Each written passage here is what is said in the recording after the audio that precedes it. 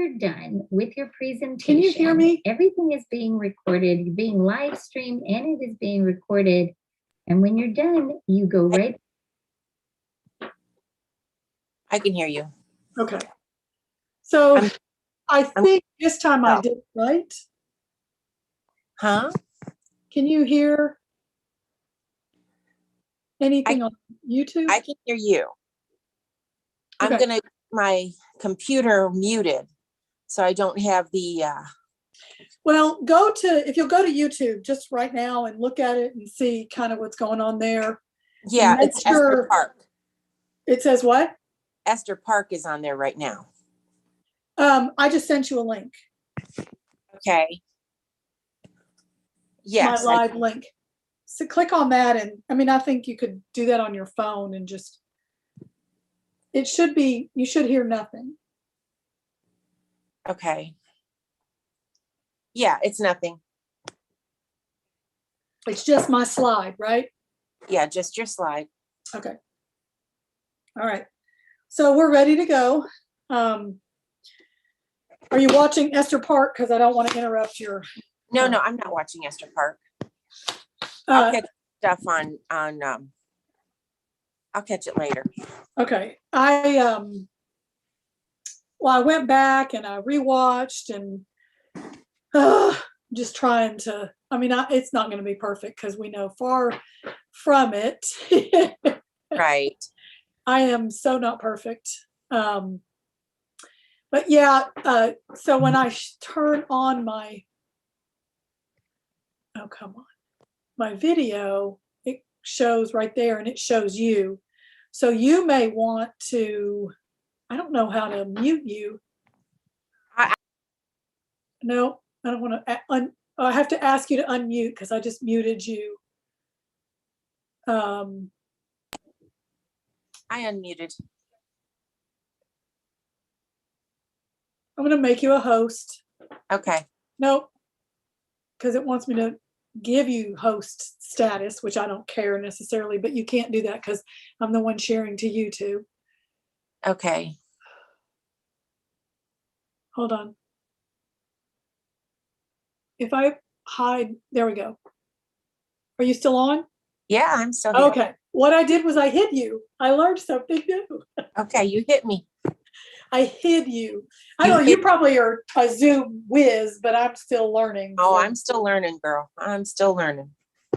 Because not that I don't care that you're there. You know what I'm saying? But, you know, I don't think you want your picture up there the whole time I present it. I really don't. No, yeah, I really don't.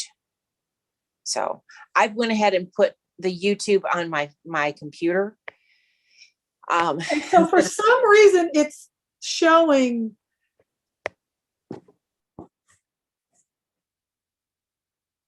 Huh?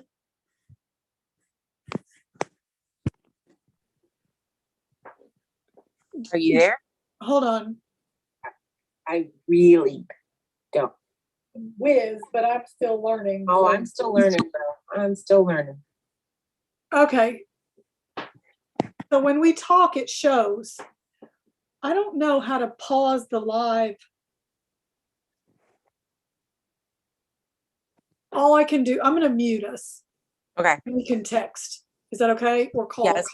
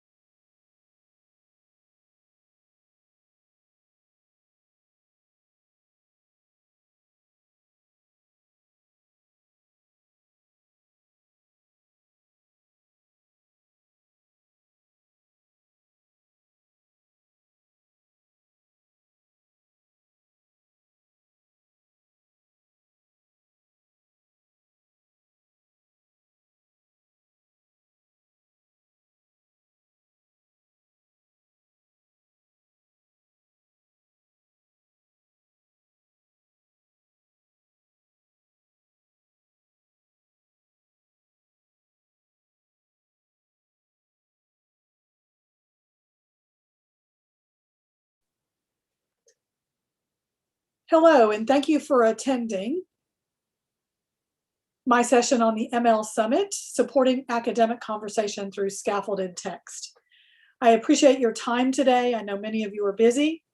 Many of you may be watching in as a repeat, but I would like to introduce my facilitator, Dr. Jana Paraiso, and if you are jumping on and you give any questions or you have anything like that, then please feel free to put them in the YouTube chat, and Dr. Paraiso will share that with you when it's time for me to have discussion. Okay, so what is today's topic? Today's topic is talking about text and how we can relate a text to speaking through to academic conversation. And so let me give a little background on me, just a little bit. I am a married mother of two. I have a daughter and a son. I am a grandmother to three little beautiful granddaughters. My favorite hobby is running, and I teach high school ESL in Tennessee, in Middle Tennessee, right outside of Nashville. I've taught now for 22 years. I also adjunct at Trevecca Nazarene University, which is in Nashville. An overview of this presentation. So our objectives and our overview are, we are going to examine research related to the connection between reading and talking. We're going to discuss ways to engage in a text using the 3 reads method. We're going to delineate a text at the very end. Hopefully we'll have plenty of time to do this.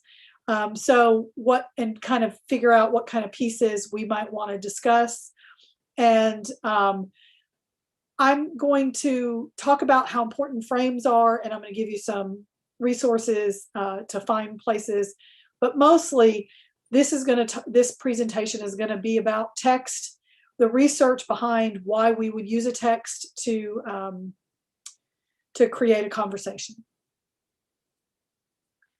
All right, so what do the experts say? There are many experts out there.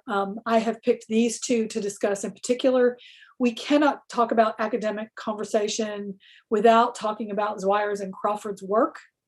And Nancy Motley has created a protocol, Talk, Read, Talk, Write, that helps us to create these conversations and then lead to the next stage, which is writing. So what does Zweier say? Zweier says reading fuels conversations. We want our students to talk. We want them to talk academically, but sometimes they don't know what to talk about. And so the best thing to do is to have them read a piece of text so that they can have something to talk about. The reading part also gives them advanced grammar, gives them vocabulary, provides them with a range of ideas, opinions, themes, etc., to develop rich conversations.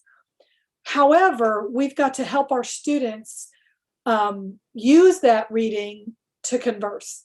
So that's one of the things we are going to talk about, how to take a whole text and kind of look at it in parts and talk about those parts so that they can use that to fuel their conversations. Talk, Read, Talk, Write by Nancy Motley, probably one of my favorite texts we read through the old ELL Chat Book Club, which is now MLL Chat Book Club. But she says, or quotes Gallagher, saying the act of collaborating with others, particularly after reading, actually improves comprehension of a text. Well, how can you collaborate if you're not talking? So that collaboration, that improvement in comprehension of the text comes through talking.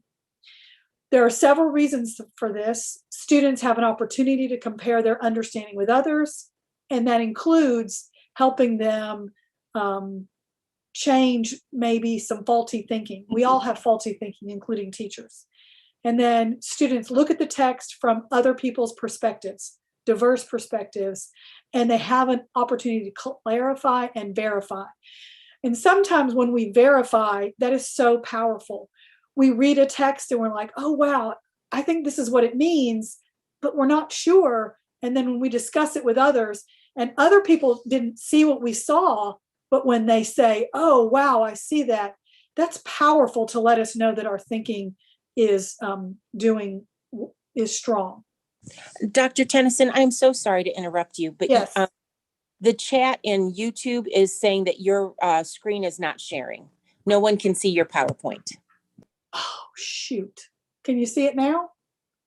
Yes, now we can. Dang it. I'm sorry, y'all. Do you want me to go back and start over? You guys tell me what you want me to do. Just type, do you want me to start over? Otherwise, I'm going to just keep going.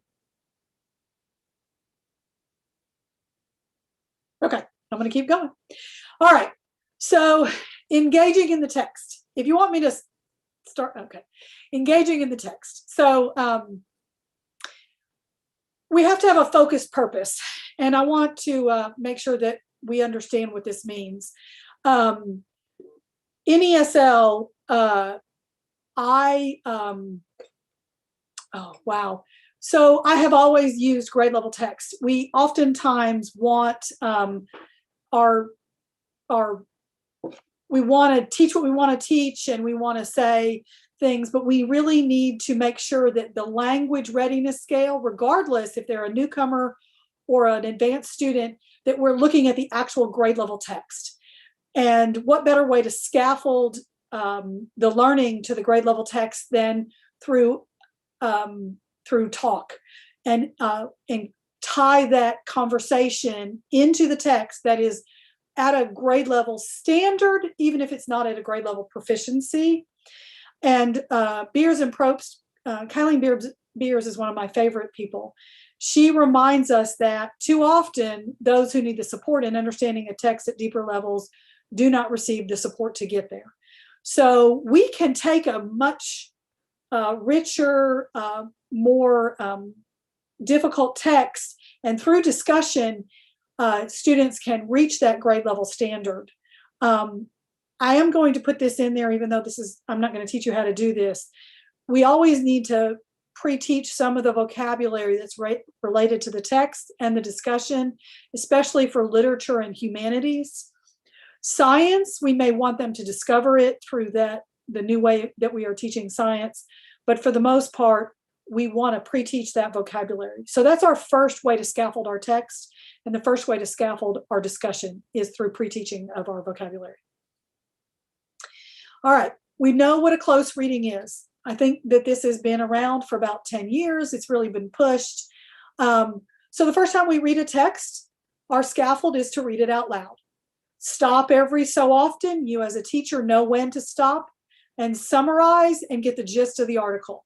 When we read that through that first time, our students are just starting to think, okay, what's this text about? How does it relate to what Dr. Tennyson has said we're going to learn today? And those things.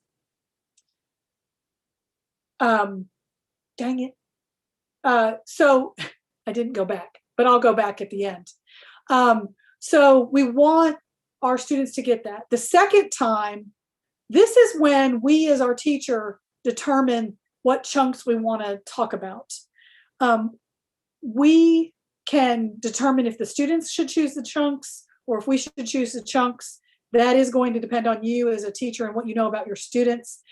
And then for the third read, you can do many things, but you could, again, let your students choose the chunks. So let's talk about why we're choosing chunks, and let's give an example. So we teach in high school history.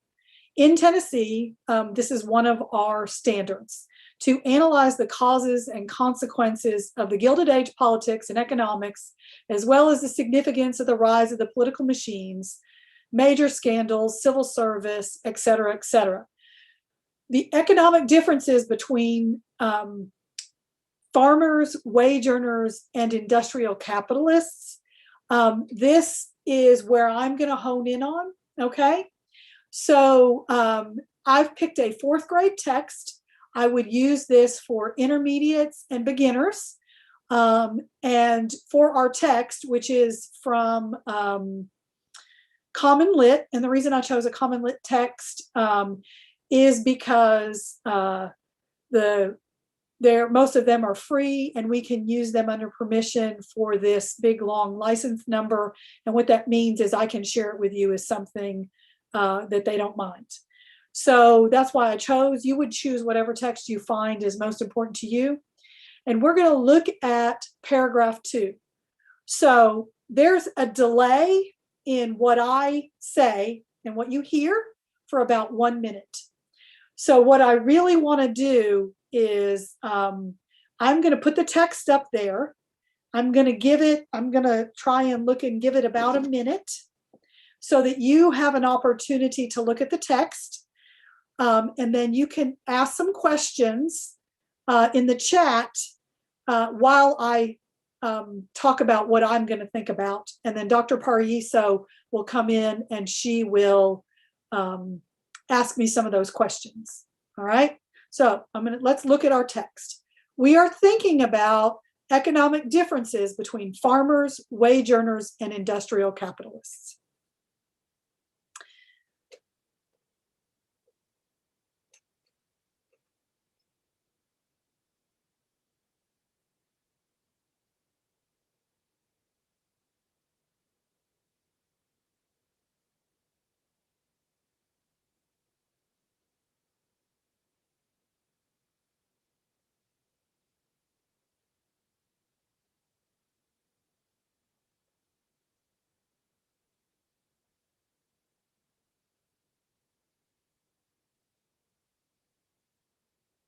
Okay, there'll be quite a pause here because I wanted to give you time to talk about it. And I want you, hopefully you've thought of some questions. What part of this text could you use in a discussion? Remember, we're trying to think of the differences. Most definitely industrial revolution, child labor, possible, puddle, complaining, legal may have been some of the words that I had pre-taught. There are others that you could choose from this one. But what are some questions that you might consider using to talk about the differences in economic classes during this time period, the Gilded Age and the Industrial Revolution?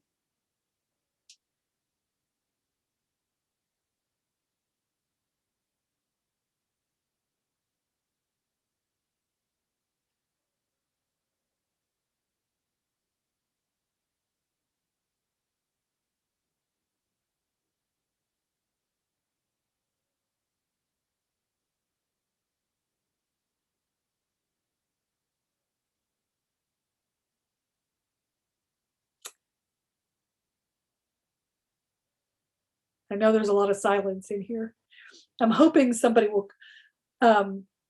Okay, I can read these quick. So, Jonna, I've got this. What do you notice about the working conditions?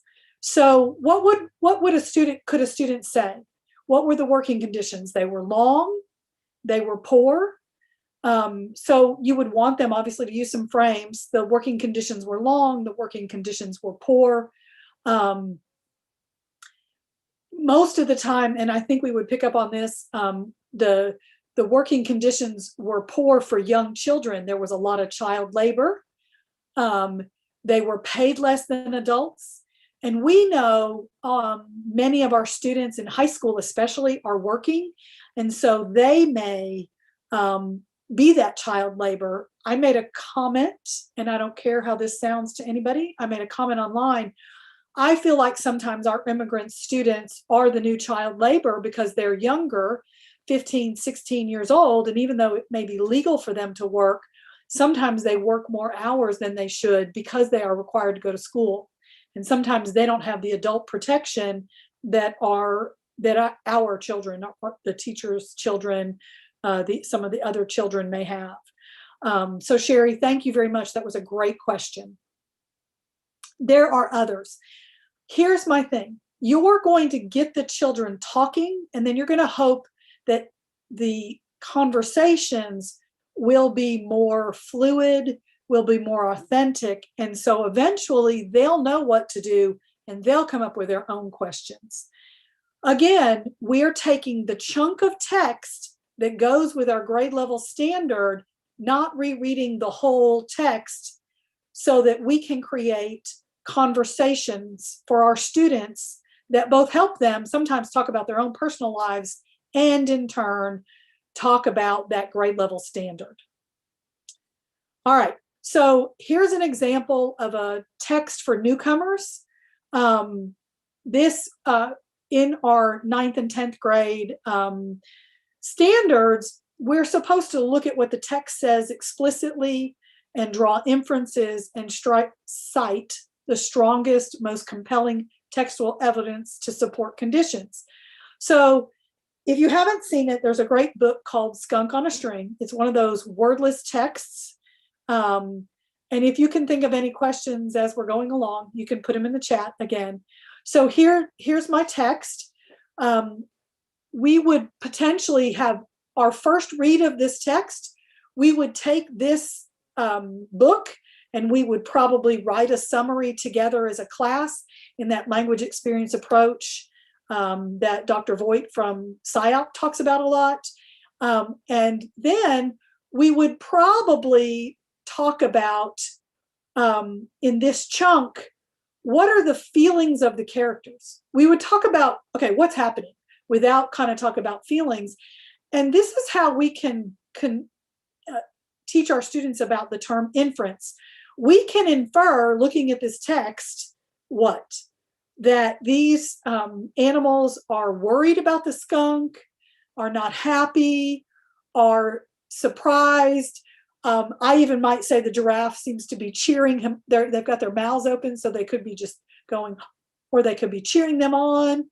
And then on the last page, we can talk about how the skunk just can't hold on and all these things. Remember, we're building toward. For our newcomers, we still want our text objectives and our goals to be grounded in that grade level text, and we're building toward that grade level proficiency. They're not going to get it the first year. More often than not, they're not going to get it the second year with a grade level text, but we can continue to scaffold those texts up higher and higher.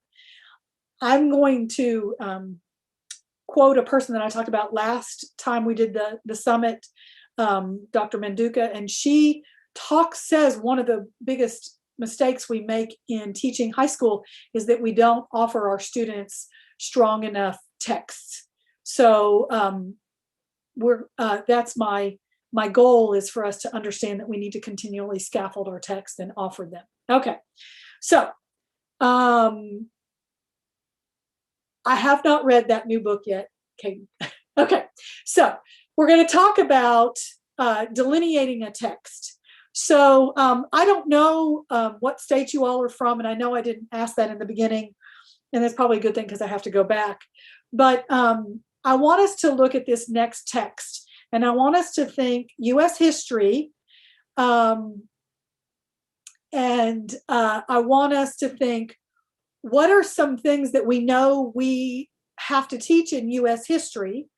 What does this text part of history go with? And what is something we could discuss with our students? So I'm going to put this text up here, and I am actually watching the Zoom so I can see when it comes up. So I'm going to read the ELA part, and then I also want us to think about the history part. So the ELA part is determine a theme or central idea of a text and analyze its development, provide an objective or critical summary.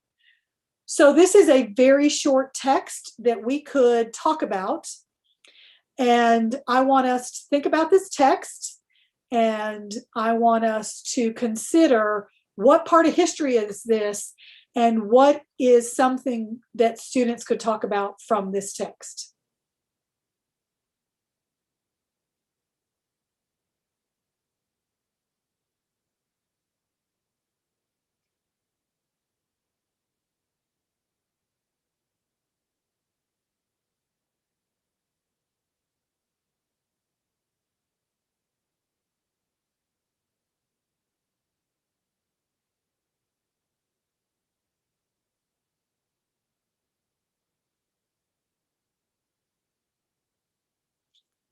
All right.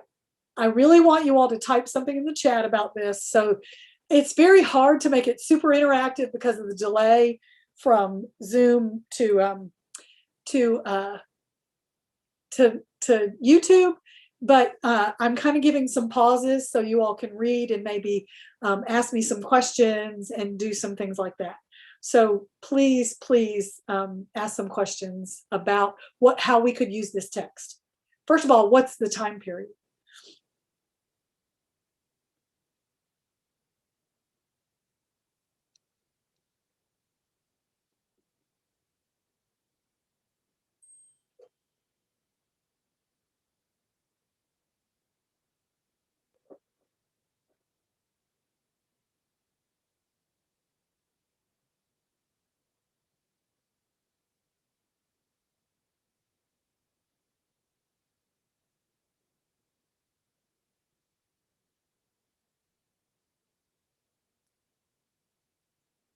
Exactly, Sherry, you're my favorite participant.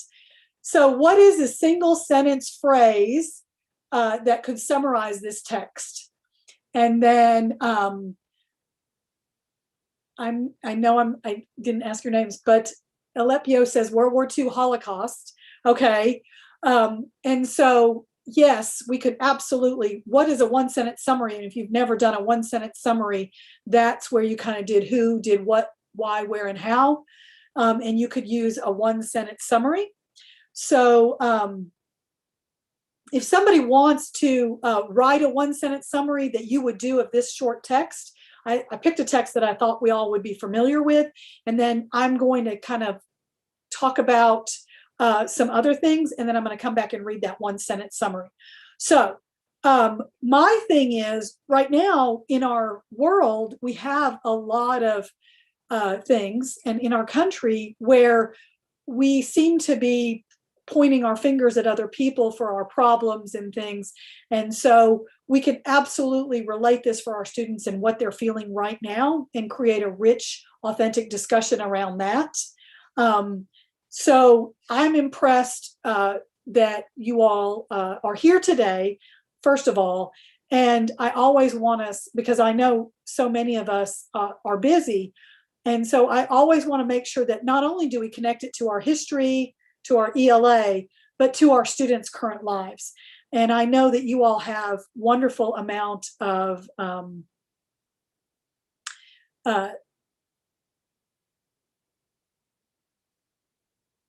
time. And I hope you all are still seeing.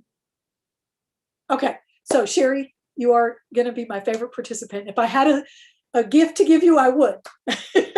So Sherry has stated, I should speak up for others because I can. I love that. I love that, love that, love that. And then you could take that and take that into who should we speak up for right now? And who is going to speak up for me? I have one young lady in particular that I think of when I think of this. She's going to speak up for herself and she's going to speak up for other people. But we know some of our students don't have the courage yet to speak up for themselves. So we hope that we can give them the courage to speak up for themselves. Oh, another great one. The Nazis came for different groups and put them in concentration camps, but people didn't speak up until it was too late. And Elsa has says, what is the message in the text? First they came. So that would be a great sentence starter and a great way to make a good conversation. Depending on your size of your classes, you could do some group work before you do whole class. I'm not going to tell you that part of it. This presentation is really just what are some ways that we can create discussion around text. Okay, so frames for discussion. So what are some frames that we can use for discussion? Well, there are so many basic ones that you can search using Google. I'm going to plug Katie. Katie does a really great job talking about not just sentence frames, but using charts to create sentences. If you have seen her discussions at PsyOp, and I know she has others that she's done that are on a more free version, there's not just frames, but charts where they're picking some words to create that discussion. But here's my plug for this, and this is why I actually did not put up or give you any scaffolded discussions just yet. There are two things that we need to think about when we do our frames. One is, who are our students and what level of language are they at?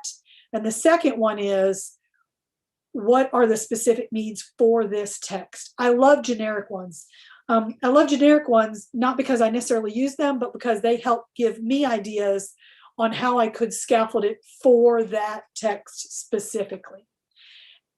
And then my biggest thing is, we have to take the scaffolds away eventually. Even within newcomers, we need to have them do it without the scaffolds. Not just because that we know that on their ELPA test, which we use WIDA in Tennessee, they don't get them, but because we know we want them to have confidence to speak without the text. And sometimes, and oftentimes, they think of things that we would never have thought of. And if we give them those scaffolds, they themselves limit what they're going to say to the scaffolds. Obviously, I'm not saying don't use them. I'm saying we need to be careful when we use them. Yes, Sherry, so I wonder if you could give the student specific vocabulary and have them create the frames. That's what Katie does best. She shows us in a chart what's your nouns going to be, what might verbs, and then you pick out those different vocabulary to create the scaffold. You could even say, I'm not going to give you any scaffolds. Think about the vocabulary I pre-taught you. How could you use that to create a discussion? So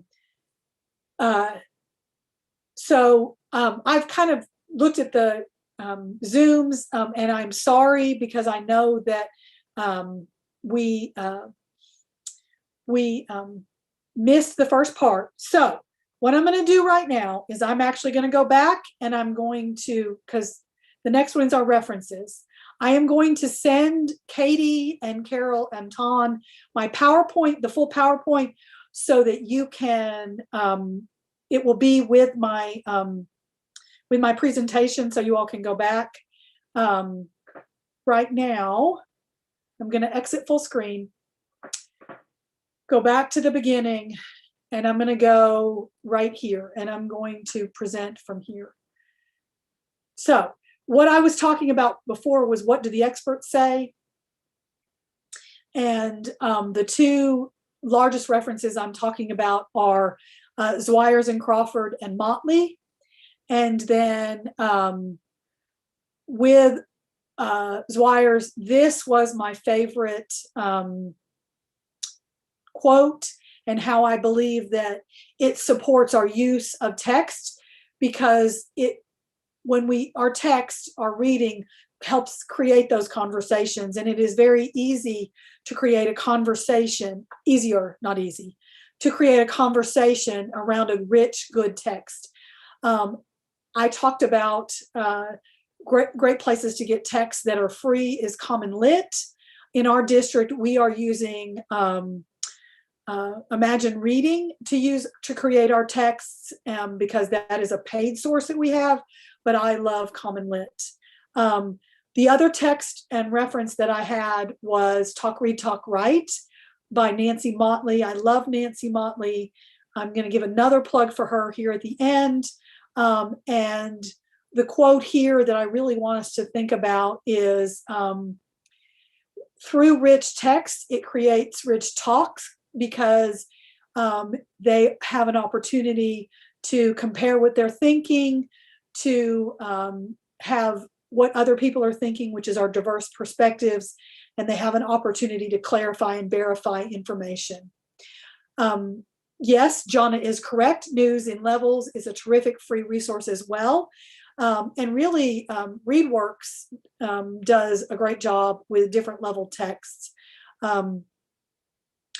I am going to say this really quick. Authentic leveled texts are extremely important, because sometimes authentic text, not leveled text, I apologize, because when we use leveled text, sometimes they condense the allowable vocabulary. And one of my favorite authors is Kate DiCamillo, and she uses says it's a fourth grade level text, but the vocabulary itself spans up to adult and high school. And so, yes, so that's one of my favorite things. Okay, so I have taken every ounce to talk, but I have been trying to keep up with y'all's questions, and y'all have been wonderful. I'm actually going to just take this recording and put it on there, because let's face it, I want us to think about presenting live. There are some amazing people on this that should be part of our ML chat, and should contact Tan, Carol, or Katie with ideas that they could present about, because we have an amazing group of people out there, Jonna, that should be presenting through our ML chat.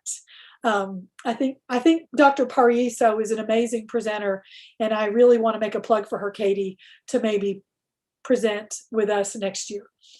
All right, so I'm going to again exit out of this. I'm going to go back to my references sheet, and so that you can see, I did leave on here my PSYOP people, because they have some amazing reasons and everything. So if you have questions, please put them in the chat quickly. I'm going to go like 5 minutes over time. If anybody wants to stay and ask any questions, other than that, we're pretty done. If you all need to get off, get off. I'm going to leave it for 5 minutes. Dr. Pariso, do you have any comments, or would you like to say anything? No, I think this was a terrific presentation. Well done. Good resource. And I would like to thank the person who, and I think it was Sherry, who said, yay, she's used to listening to podcasts, so she's good at this. And Mary, thank you so much, and I'm so sorry. All you all for getting on here. Thank you so very much. I appreciate your time. Thank you for everybody who gave me feedback. You can always ask me questions on Twitter. You can always find me on Twitter at CB Tennyson. So if you all don't have any more questions, I'm going to give it just 1 minute. Thank you, Pamela. Thank you very much.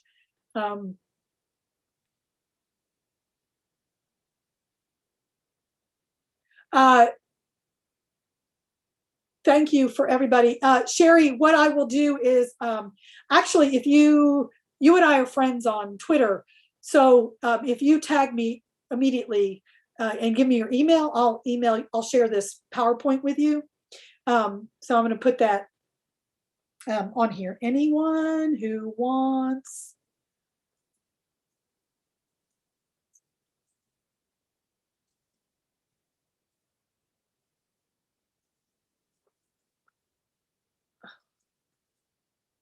I can't type and talk.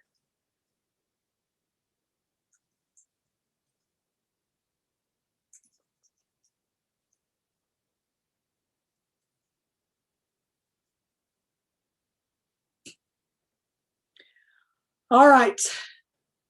Thank you all.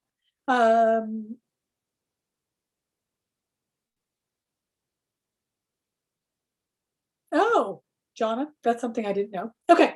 All right, y'all. I'm going to get off here. Jonna, do you have anything else? No, I'm good. I think this was great. Yes, Jonna, you should be presenting next year. You have such an amazing amount of expertise. Well, all right. Thanks, y'all. Thanks for coming.